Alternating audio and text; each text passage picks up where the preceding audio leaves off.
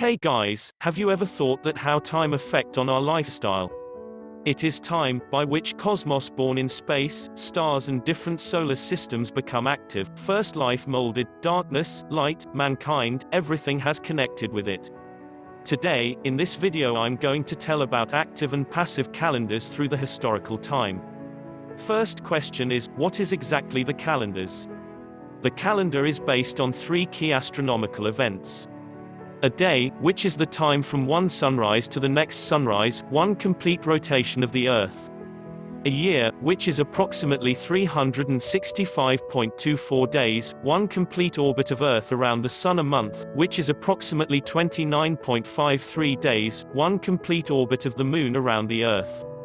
Since these time ranges are not effortlessly divided, schedules have consistently been defective. Some were established in the tradition, while others developed as mankind increased a more prominent comprehension of science and cosmology. A few schedules, similar to the Christian schedule, which is the essential schedule being used today, centered around the Earth's circle. Others, similar to the Islamic schedule, concentrated on the Moon's circle. Still others, similar to the Jewish schedule and Chinese schedule, join both. Sun, moon, planets, and stars have given us a reference for estimating the progression of time all through our reality. Antiquated developments depended upon the evident movement of these bodies through the sky to decide seasons, months, and years. We think minimal about the subtleties of timekeeping in ancient periods, yet any place we turn up records and antiquities, we usually find that in each culture, a few people were distracted with estimating and recording the progression of time.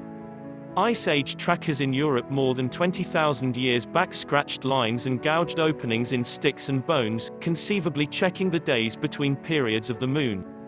5,000 years prior, Sumerians in the Tigris-Euphrates Valley in the present Iraq had a schedule that separated the year into multi-day months, isolated the day into 12 periods, each relating to 2 of our hours, and partitioned these periods into 30 sections, each like 4 of our minutes. We have now put down accounts of Stonehenge, work more than 4,000 years prior in England, yet arrangements show its motivations obviously incorporated the assurance of regular or heavenly occasions, for example, lunar shrouds, solstices, etc. The soonest Egyptian schedule depended on the moon's cycles, yet later the Egyptians understood that the Canine star in Canis Major, which we call Sirius, rose with the sun at regular intervals, about when the yearly immersion of the Nile started. In view of this information, they conceived a multi-day schedule that appears to have started around 3100 BCE, before the Common Era, which in this way is by all accounts perhaps the most punctual year recorded ever. Let's begin the little and interesting story about calendars. Today, nearly everybody underestimates the accuracy of our schedules, for without a doubt, ignorant of the long strings spooling out from our clocks and watches in reverse in time, going through for all intents and purposes each significant transformation in human science, all connected to the estimation of time. The string runs to a great extent through the West, since this is the wellspring of the world's urban schedule, yet in addition throws lines of differing sizes and thickness outward to China, India, Egypt, Arabia, and Mesopotamia. The Chinese calendar Chinese New Year is the principal occasion of the year for more than 1/4 of the total populace. In spite of the fact that the People's Republic of China utilizes the Gregorian schedule for common purposes, an extraordinary Chinese schedule is utilized for deciding celebrations. Different Chinese people group far and wide likewise utilize this schedule. The beginnings of the Chinese schedule can be followed back to the 14th century BCE. Legend has it that the Emperor Huangdi created the schedule in 2637 BCE. The Chinese schedule depends on careful galactic perceptions of the longitude of the Sun and the periods of the Moon. This implies standards of present-day science have affected the Chinese schedule. What does the Chinese year look like? The Chinese schedule, like the Hebrew, is a consolidated sunlight-based, lunar schedule in that it endeavors to have its years concur with the tropical year and its months match with the synodic months. It isn't astonishing that a couple of likenesses exist between the Chinese and the Hebrew schedule. An ordinary year has 12 months, a leap year has 13 months. A customary year has 353, 354, or 355 days. A leap year has 383, 384, or 385 days. While figuring out what a Chinese year resembles, one must make various galactic estimations. To begin with, decide the dates for the new moons. Here, another moon is the totally dark moon, that is, the point at which the moon is related to the sun, not the primary unmistakable bow utilized in the Islamic and Hebrew schedules. The date of another moon is the principal day of another month. Second, decide the dates when the sun's longitude is a variance of 30 degrees. The sun's longitude is 0 at vernal equinox, 90 at summer solstice, 180 at autumnal equinox, and 270 at winter solstice.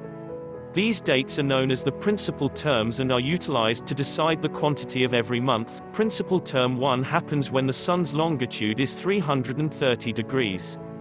Principal term 2 happens when the sun's longitude is 0 degrees. Principal term 3 happens when the sun's longitude is 30 degrees. And so forth. Principal term 11 happens when the sun's longitude is 270 degrees. Principal term 12 happens when the sun's longitude is 300 degrees. Every month conveys the quantity of the principal term that happens in that month. In uncommon cases, a month may contain two principal terms. Right now, months' numbers must be moved. Chief term 11, winter solstice, should consistently fall in the 11th month. All the galactic counts are done for the meridian 120 degrees east of Greenwich. This generally relates toward the east shore of China. A few varieties in these standards are seen in different Chinese people groups. A movie based on Chinese zodiac, CZ12 Chinese zodiac. The Christian calendar. The Christian schedule is the term customarily used to assign the schedule ordinarily being used, in spite of the fact that it started in pre-Christian Rome. This schedule is utilized by the United States, and most nations on the planet. This area presents authentic data about the Christian schedule. For progressively current data about how our schedule functions today, see the segment on our year. The Christian schedule has long periods of 365 or 366 days. It is partitioned into a year that have no relationship to the movement of the moon. In corresponding with this framework, the idea of weeks bunches the days in sets of 7. Two fundamental adaptations of the Christian schedule have existed as of late, the Julian schedule and the Gregorian schedule. The distinction between them lies in the manner they rough the length of the tropical year and their guidelines for figuring Easter. My favorite two festivals that I can't miss in my life is Christmas and Easter. The Indian calendar, the historical backdrop of schedules in India, is a surprisingly mind-boggling subject owing to the progression of Indian human advancement and to the assorted variety of social impacts. In the mid-1950s, when the Calendar Reform Committee made its review, there were around 30 schedules being used for setting strict celebrations for Hindus, Buddhists, and Jainists. A portion of these were likewise utilized for common dating. These schedules depended on basic standards, however, they have had neighborhood attributes dictated by since quite a while ago settled traditions and the cosmic acts of nearby schedule producers. What's more, Muslims in India utilized the Islamic schedule, and the Indian government utilized the Gregorian schedule for managerial purposes. Early inferences to a lunisolar schedule with intercalated months are found in the songs from the Rig Veda, dating from the 2nd 1000 years BCE. Writing from 1300 BCE to CE 300 gives data of a progressively explicit nature. A 5-year lunisolar schedule facilitated sunlight-based a very long time with synodic and sidereal lunar months. Indian stargazing experiences a general change in the initial scarcely any hundreds of years CE, as advances in Babylonian and Greek space science got known. New cosmic constants and models for the movement of the moon and sun were adjusted to conventional calendric practices. This was passed on in galactic treatises of this period known as Siddhantas, a large number of which have not endured. The Surya Siddhanta, which began in the 4th century, yet was refreshed over the next hundreds of years, affected Indian calendrics up to and much after the schedule change of CE 1957. The creator Pingree gives a review of the advancement of numerical stargazing in India. In spite of the fact that he doesn't manage calendrics, this material is vital for a full comprehension of the historical backdrop of India's schedules. The Islamic calendar. The Islamic schedule, or Hijri schedule, is a simply lunar schedule. It contains a year that depend on the movement of the moon, and on the grounds that 12 synodic months is just 12 by 29.53 equals 354.36 days. The Islamic schedule is reliably shorter than a tropical year, and in this manner, it shifts as for the Christian schedule. The schedule depends on the Quran, Surah Ix, 36-37, and its appropriate recognition is a consecrated obligation for Muslims. The Islamic schedule is the official schedule in nations around the Gulf, particularly Saudi Arabia.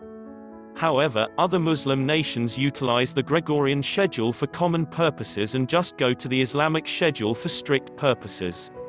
The Jewish calendar. The present meaning of the Jewish schedule is by and large said to have been set somewhere around the Sanhedrin President Hillel II in roughly CE 359. The first subtleties of his schedule are, in any case, dubious. The Jewish schedule is utilized for strict purposes by Jews everywhere throughout the world, and it is the official schedule of Israel. The Jewish schedule is a consolidated sun-oriented, lunar schedule, in that it endeavors to have its years agree with the tropical year and its months correspond with the synodic months.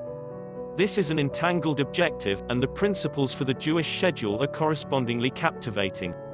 Lunar-solar schedules use a very long time to exact the tropical year. Models are the Jewish and Chinese schedules. Since a year is around 11 days shorter than the tropical year, a jump month, likewise called intercalary month, is embedded about each third year to keep the schedule on top of the seasons. The unavoidable issue is the means by which to do this. A straightforward strategy is to simply put together it with respect to nature. In antiquated Israel, the strict pioneers would decide the date for Passover each spring by checking whether the streets were dry enough for the traveler and if the sheep were prepared for butcher. If not, they would include one more month. A native clan in Taiwan would venture out onto the ocean with lights close to the new moon toward the start of spring. In the event that the relocating flying fish showed up, there would be fish for New Year's get-together supper.